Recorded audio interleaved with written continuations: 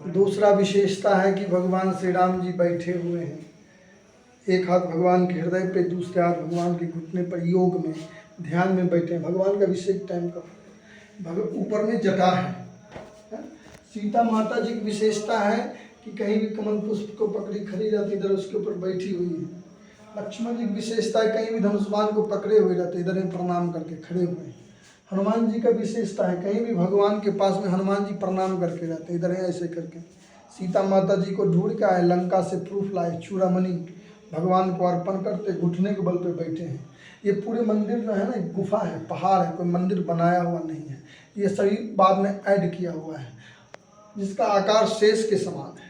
अब अंडरग्राउंड प्रदक्षिणा मार्ग है, जाएंगे इस तरफ से देखेंगे तो शेष के समान दिखता है, नीचे पतला है, ऊपर ज्यों गया बड़ा होता गया है। इस तरफ आने के बाद पहाड़ गर्भ के समान गोलाकार हो गया है। आगे से ये फटी है, इसलिए रामायण में इसका वर्णन फटिक शिला के नाम से किया जाता है। आगे से सुंदर कांड में इसका वर्णन है। फटिक शिला बैठे दो भाई, परे सकल का विचर न जाए। ये प्लेस का जो महत्व है रामायण के माध्यम से देखा जाए तो इस प्लेस में भगवान श्री राम जी का सभी इंपोर्टेंट अच्छे काम हुआ है, जिसको रामायण में सुंदर कांड बोलते हैं। पहला काम तो यही, तो भगवान श्री राम जी आए थे टेंशन में, सीता माता को ढूंढते ढूंढते, मतलब ध्यान में बैठे हैं तो शांत ही मिला है कि नहीं? क्योंकि बिना शांति कोई व्यक्ति ध्यान नहीं कर सकता है। नहीं तो दूसरा तरीका लौकिक दृष्टि से सोचा जाए तो भगवान जी हम जीव को बता रहे हैं कि ये संसार है, बिना शांति काम नहीं हो सकता है। पावर लेकर के ढूंढ रहे थे, सीता माता जी को ढूंढते ढूंढते 1500 किलोमीटर ढूंढ चुके, लेकिन कुछ काम हुआ नहीं था। तो भगवान ने कहा कि संसार में टेंशन से, पावर से काम नहीं होता है, इसलिए भगवान ने अपने पावर को हटाया, मतलब धनुष्मान। शांत होने के लिए पहला काम पावर हटाओ, जब तक पावर रहेगा शांति मिल नहीं सकता है। दूसरा, भगवान ने अपने इंद्रियों को चलाना बंद किया, योग किया, योग में इंद्रियां चलना बंद हो जाता है, शांति का मार्ग बताया। संसार में एक ही मार्ग है शांति का, है कि नहीं? और जब आप शांत होते हो तो संसार का सभी एनर्जी आप में प्रवेश होने लगता है, पावर आने लगता है, बुद्धि बढ़ने लगता है। और जब बुद्धि बढ़ेगा तब आप संसार से लड़ भी सकते हैं, काम भी कर सकते हैं, क्योंकि उचित अनुचित करने का विचार हमारा बुद्धि ही देता है। और जो टेंशन में होता है वो व्यक्ति पागल होता है। ऐसा भगवान से उपदेश के लिए राम जी ने यहाँ पे 4 महीना रुका। टेंशन मुक्त होने में कितना दिन लगता है उसका कोई कारण नहीं होता है, क्योंकि राम जी यहाँ 4 महीना रुका। ऐसा कुछ धर्म नहीं है कि चातुर्मास में कुछ नहीं करना चाहिए, ऐसा होता तो हर एक साल चातुर्मास आता है। फिर इसी प्लेस को चातुर्मास का नाम से क्यों विख्यात किया गया? 14 साल में तो 14 बार चातुर्मास आया होगा राम जी को। दूसरा, 13वें साल राम जी यहाँ चातुर्मास के, 14वें साल राम जी लंका में थे, यानी युद्ध कर रहे थे, क्योंकि दशहरा चातुर्मास में ही आता है कि नहीं? और राम रावण का युद्ध 1-2 दिन तो हुआ नहीं होगा।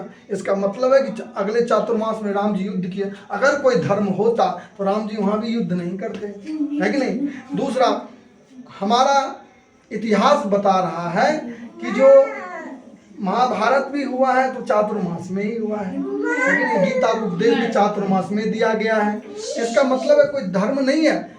ये 4 महीना रुकना भगवान का कोई धर्म के रूप से नहीं रुका था, वक्त का, समय का आलिंगन देने के लिए, मनुष्य को समझाने के लिए 4 महीना रुका।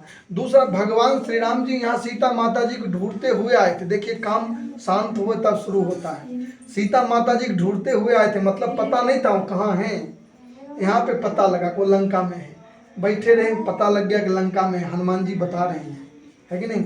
अब इस प्लेस का महत्व देखिए कि भगवान श्री राम जी का इस प्लेस में जिस काम से आए थे वो काम हुआ, है कि नहीं? दूसरा, भगवान श्री राम जी यहाँ पर 2 भाई आए थे और स्वयं नारायण है, एक शेषाकार अवतार है, नारायण और शेषा अवतार आए। यहाँ पे सभी देवता मिले बंदर भालू के रूप में।